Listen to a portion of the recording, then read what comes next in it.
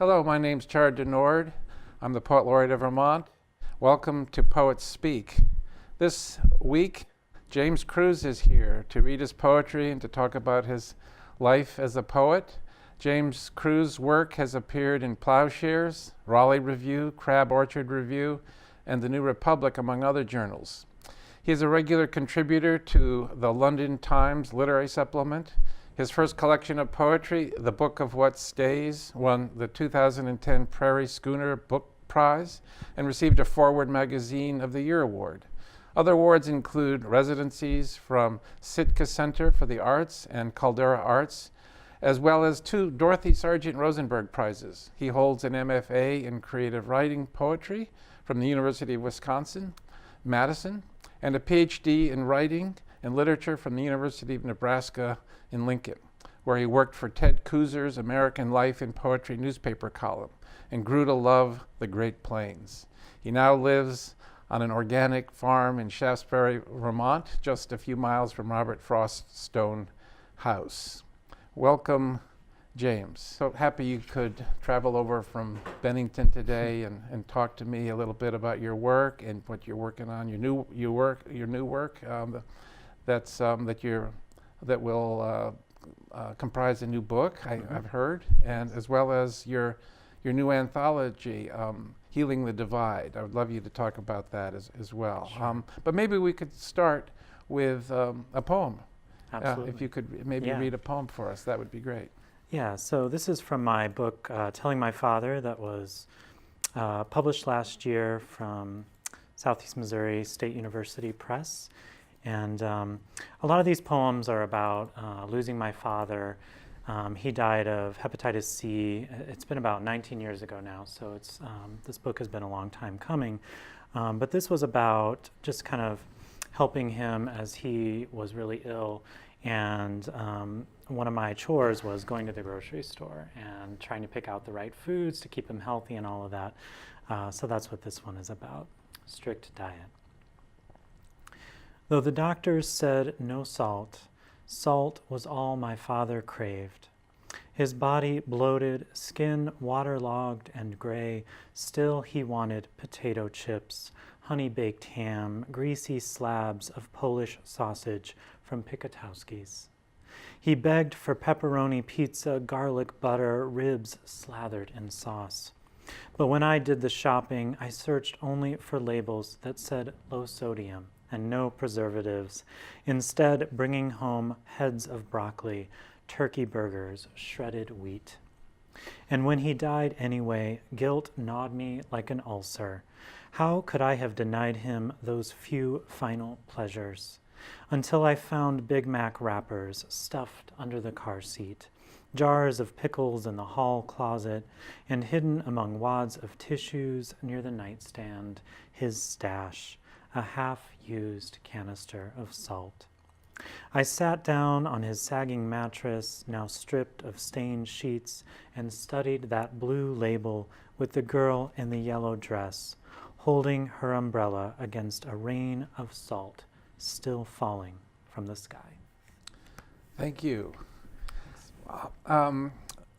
This book, Telling My Father. I'm curious about the title. Yeah. I think of you talking to him, reading to him, simply being at his bedside. Could you talk a little bit about where you came up with that title? Sure. Well, it comes from one of the poems in the book, which is about a moment that my father and I shared in which I didn't actually tell him that I was gay. I didn't come out to him, but he kind of figured it out, and which I think is the case with a lot of parents. You know, they sort of know before you say it, and you think that it's this big revelation, but they're like, yeah, I kind of already knew that. And waiting for you to tell me. Yeah, exactly. Yeah. And I had a similar moment with my mother who said, you know, like, I already knew that. It was like, you know, you're expecting this huge moment to happen, and it's a little anticlimactic, but very tender and very accepting at the same time. Yeah, sounds like a very powerful subject for a poem. Yeah, absolutely, and it's a poem that lived with me for a very long time. I think it took me a while to give myself permission to write about, the grief of losing my father. I wanted to do it as much justice as possible. So you wrote that poem after your father passed away? I did, yeah. I wrote it telling my father probably just about a year after he passed in a workshop during my undergrad at Webster University in St. Louis. And so I wrote that poem then and just sort of carried it with me. And I happened to be at one of the residencies you mentioned in Oregon, living by myself in a tiny cabin alone in the wilderness in Central Oregon. And, I had just published my first book, and I was kind of at a loss as to where to go next. Yes.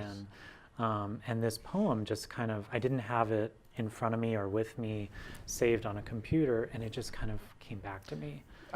Gee, sounds like a good one to read. Yeah, absolutely. Would you like to read it for us? Absolutely, yeah. Be happy to.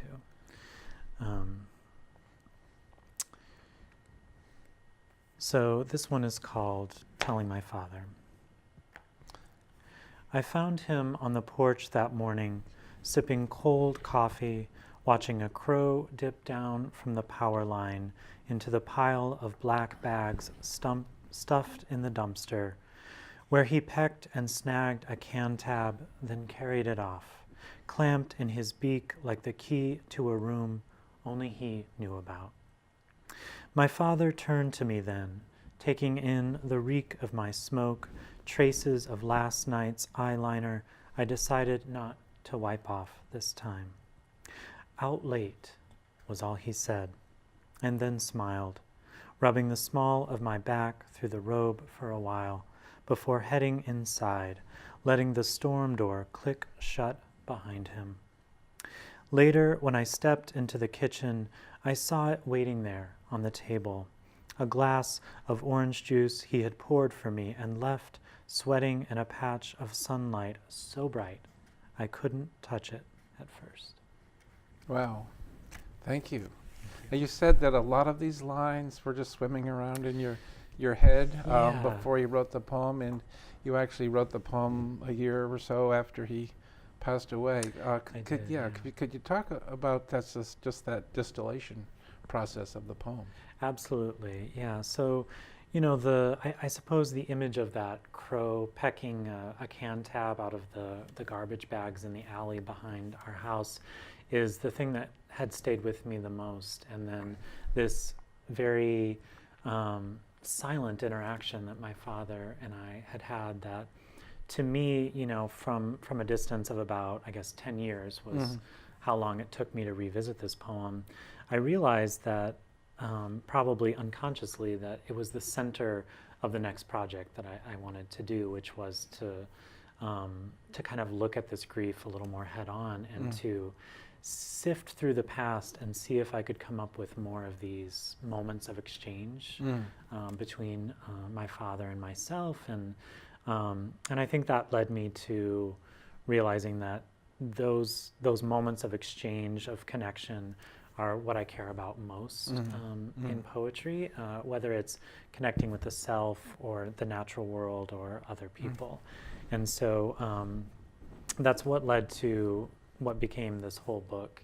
And I called it Telling My Father because in a way it was my way of actually telling my father, this is what I've been going through, this is what I felt, and coming out to him in a more concrete way that I never got the chance to do while he was still alive. So it's telling that story, telling him, and recreating him in a way. Telling my father is a way of doing that. But I have to give credit to a friend who pointed out, I actually think that's the best title for your book. Which is often the case for me. I'm not the best at titles. So you actually did tell him before he passed away? No, it was just this moment of exchange. He was very sick at the time, and so I didn't have a chance to actually tell him, but that was the time. I don't even think that I could have said it out loud in words to myself, because the scene that poem describes is coming back from a gay bar. I see. And so I wasn't quite ready to speak those words out So there was loud. a lot of tacit communication. Yeah, going on. yeah, which is what happened a Yeah. lot in my family. Right. Yeah. There's a lot of imagery or a lot of language that in your poems that leads to evanescence, to disappearing, and usually in a lot of natural imagery, whether it's the clouds or the ice or, Yeah. and I was just wondering where some of that comes from. Mm-hmm. Yeah, I think that's a great question.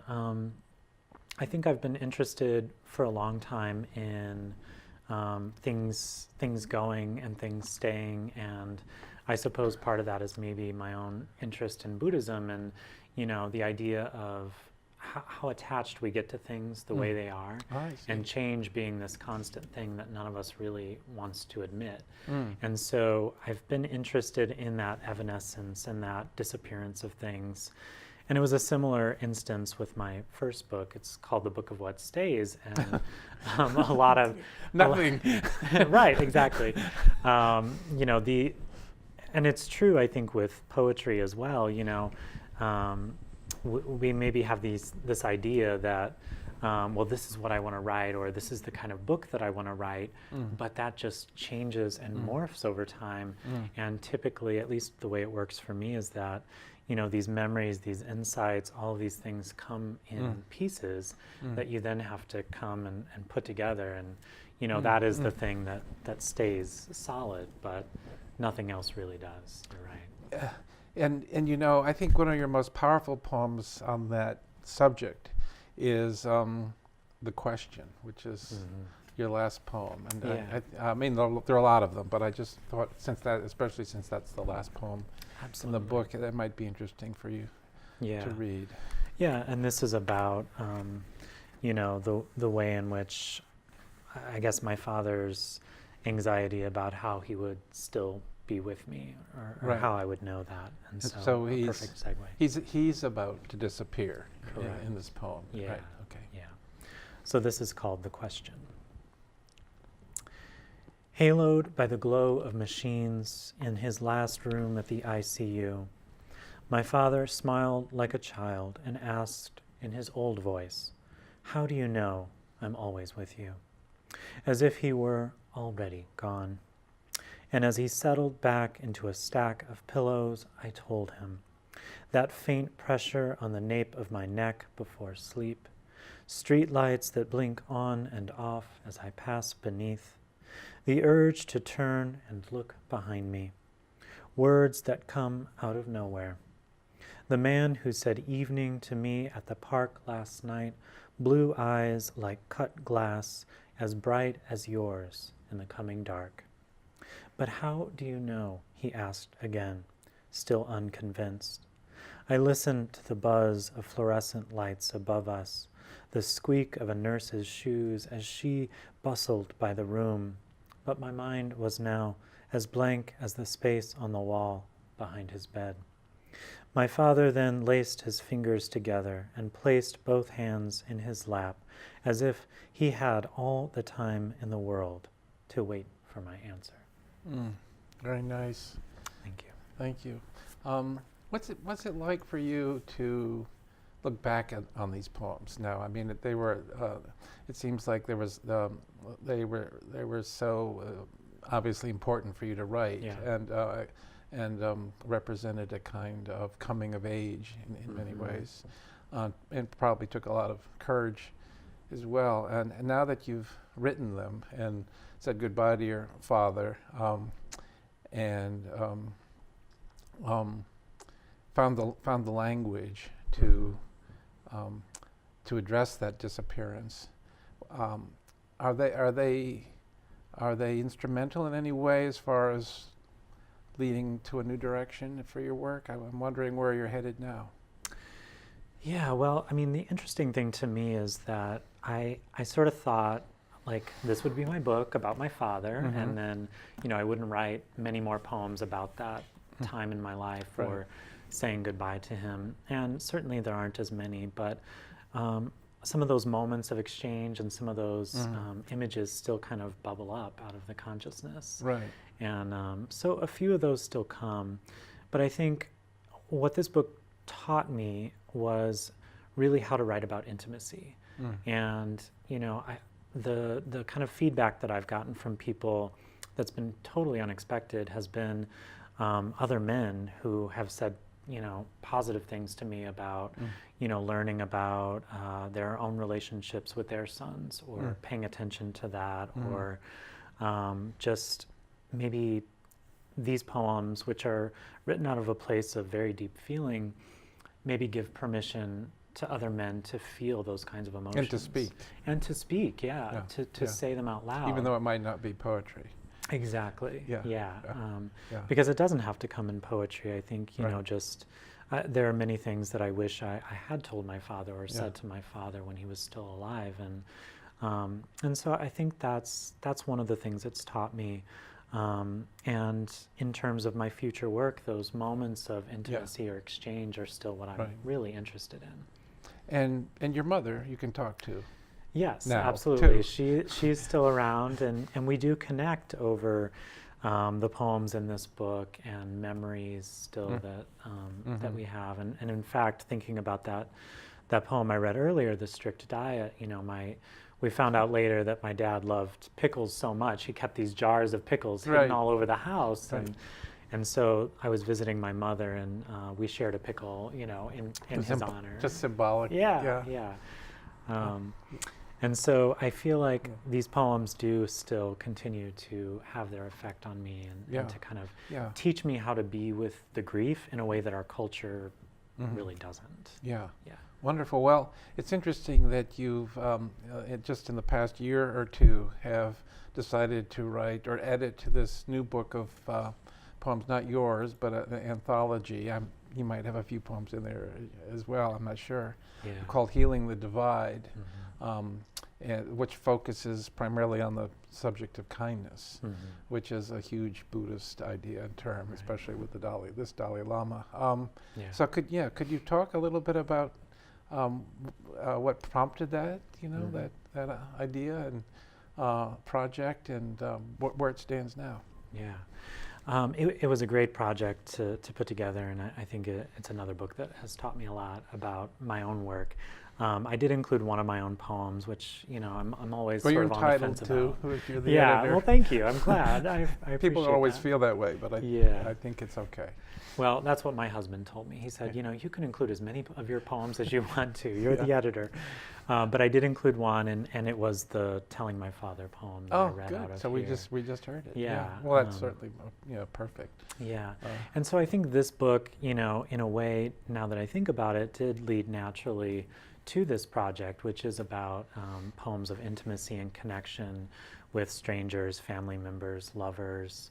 And what prompted it initially was, I guess what was happening in our country, really.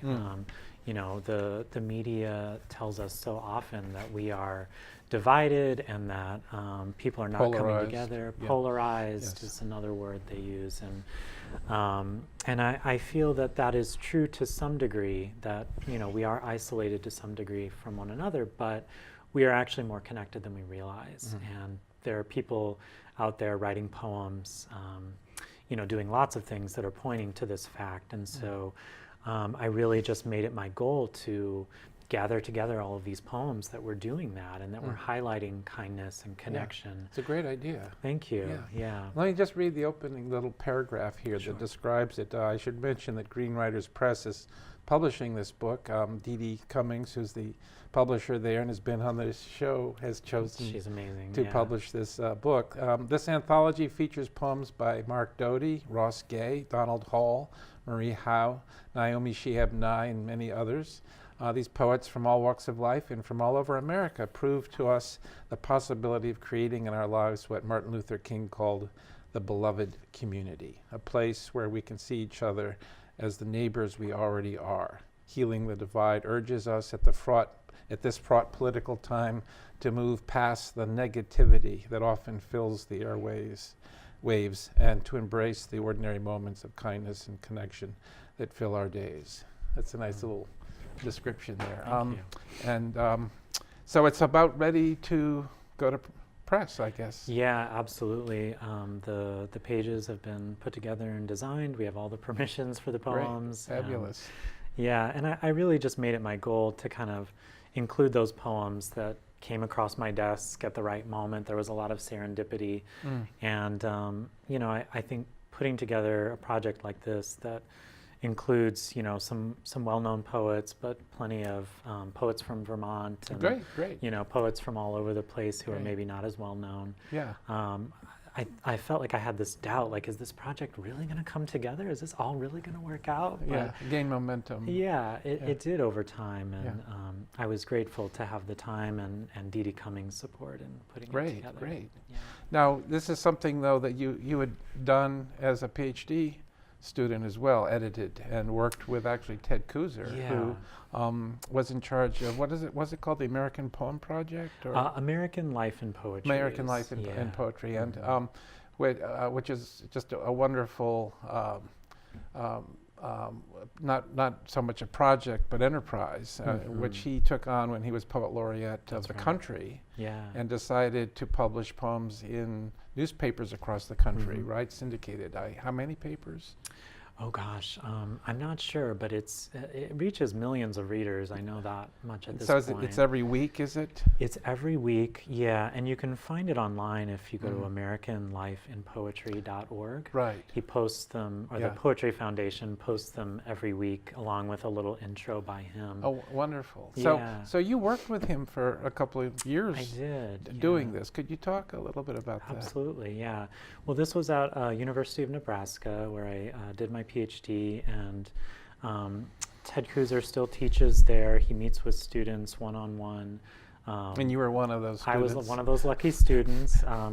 We sometimes joked about it and said that it was, it wasn't necessarily a workshop setting. It was more like therapy with Ted, because he's just this very kind, gentle spirit. Yeah. And it was a little intimidating to bring your poems to a poet laureate, and he just reads them sitting there with you there. Yes. And then kind of gives his feedback.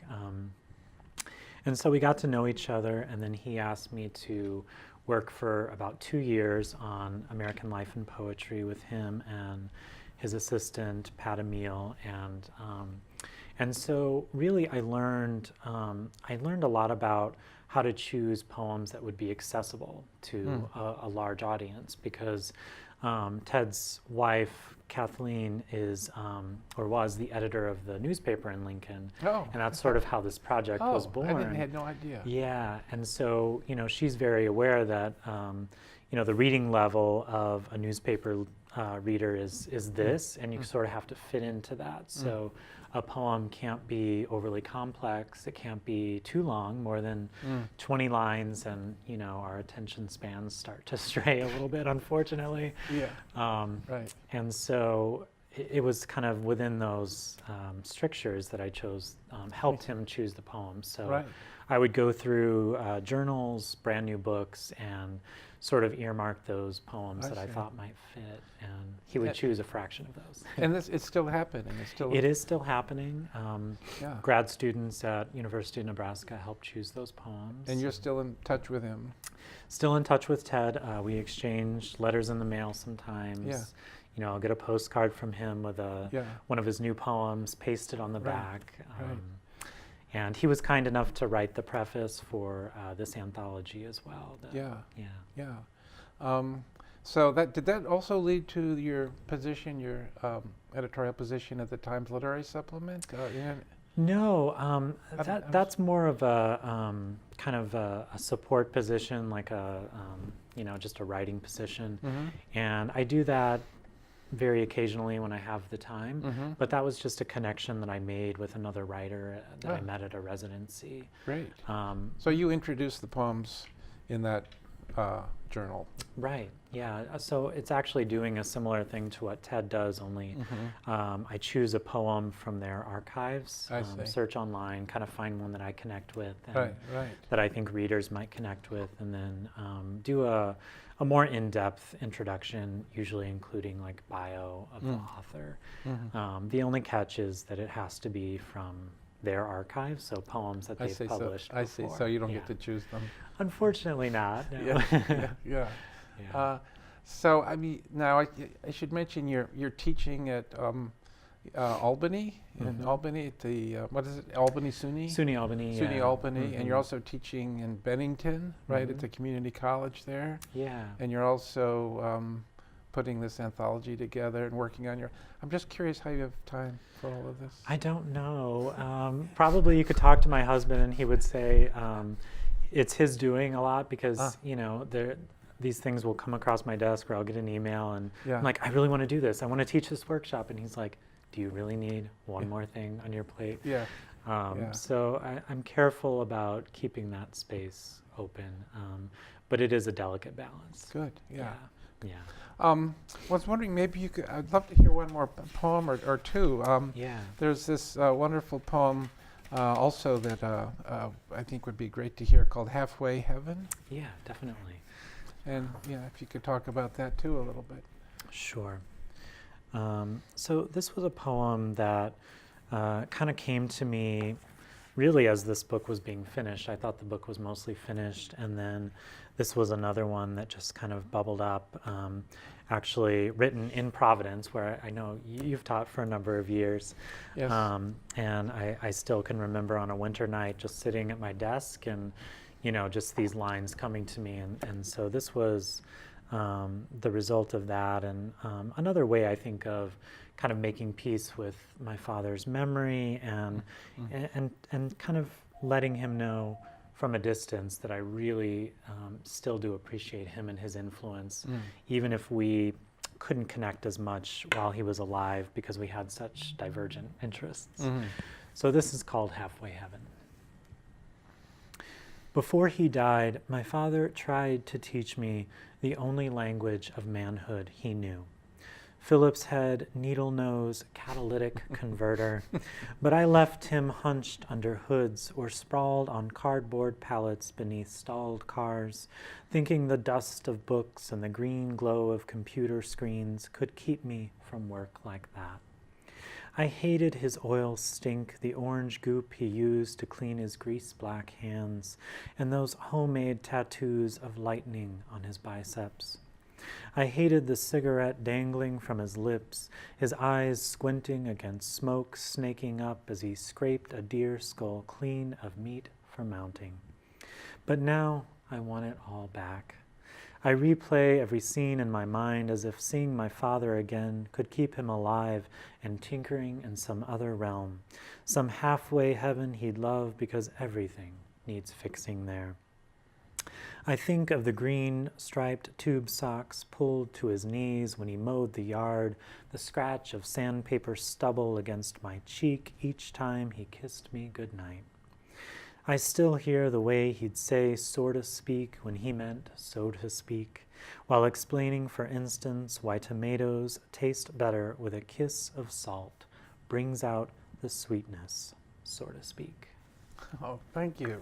Thank you. Yeah, you read very well. Thank you. I'm just curious what how your mother's responded to a lot of these poems. I think if you don't mind me asking. Yeah. I think she was so happy, especially when she saw the cover with the picture of myself and my father, and just happy to have him honored in a way. I do prepare my mother and let her know that poetry is not strict autobiography always. Yeah. But a lot of these are, and so I think she was happy to see it. She's not a big poetry reader or a poetry lover per se, but one of the reasons I'm interested in accessibility with poetry is I love to write poems that, people in my family can understand, or poems that I can share with, people from all walks of life. And you must have thought a lot about that when you were working with Ted Kooser. Yeah, definitely. I mean, what are people reading the newspaper going to want to read? Yeah. And I think they want to read things that reflect their everyday lives, and poems that are a little more inviting and that can let them in. What kind of feedback did you get from readers when you're working with Ted? I mean, you must have gotten all kinds. I'm curious to know. I think poets especially are always wondering what is the common reader thinking or Yeah. about poetry, even though it might seem very accessible to you. Right. I didn't see a lot of the feedback from the poetry column, but I did hear from, people in the community and all of that, like, oh, I really loved the poem this week. So you were surprised by the general receptiveness. Yeah, definitely. And I think even with, my work in this book, I worried in some ways that these poems were too simple, or that they wouldn't be complex enough for, like, let's say an academic readership or, like my academic peers. But I think I have finally stopped worrying about that. Oh, good. Just let the poems be what they are. Yeah. I would imagine, you get a lot of feedback as Poet Laureate of the state about poems that people respond to as well. Yeah, absolutely. Yeah. I'm always surprised by the variety. Yeah, and you can never tell either because, like one of the poems I read, Strict Diet, Ted Kooser was kind enough to put that up on his newspaper column, and so that appeared online and in the I didn't newspaper. know that. Yeah, and that's the poem to date that I've heard from the most people about. Really? Yeah. So when I asked you to read it, there you go. must have thought I knew that, but I had no idea. No, I didn't have any idea. It was really surprising, and I think in part it's because a lot of people have lost a family member, someone close to them, and there is this shared experience of, wanting to give them everything they want in their last days, or that sense of regret, like we didn't get a chance to do this, or I held back somehow. Right. And so I've heard from a lot of people who have responded to that one as well. Well, in closing, what are you working on now, if you don't mind? No, I don't mind. Talking about your new work. Don't mind at all. I suppose the new book is, I'm calling it my Vermont book. A lot of it is about... It's not called that. No, thankfully not. I'm still deciding on a title. I won't say. That would probably do quite well. If My Vermont book? Yeah, maybe. This book is about Vermont. My Vermont book. Yeah. But it's about life here, life in the country, and life on the farm where my husband is a farmer, so we live. And you live close. right next to Frost's old house there. Yeah, very close by. Shaftsbury, Yeah, and I sometimes do workshops there. Robert Frost, I should just remind everybody. Yeah, if you don't know who Robert Frost is, you might have your Vermont status revoked. That's right. But yeah, we live close to there, and so I try to go to the events that are held there and pay respect as well. So you're working on poems that depart from this theme, or are you still writing about some of the same themes in this book?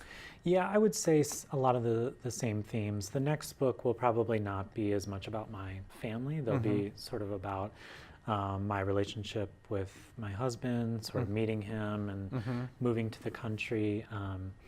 And then, perhaps the book after that will concern more family, because they still do appear in the ways that memory does. Yes. Yeah. Well, maybe in closing, you could read us one final poem. Right. And just choose. Any poem I want. I've been asking you to read all these poems that I'd like to hear, but I would love to hear one that you'd like to read in closing here. Yeah, well, I'll close with one more about my father, and this one is just called Chore. It's just another one of those poems of connection that I really enjoy. Too young to help, I watched my father hack and dig at the old oak stump, pulling up tap roots whose prickly hairs clung to bits of red clay they brought into lake-chilled air. He chipped away at heartwood gone soft in rain until it became a pile of pulp around a hole in the ground filled with soil and seed. Smelling of sweat and tobacco now, he took off his t-shirt, wiped his face. We worked hard today, didn't we? He said.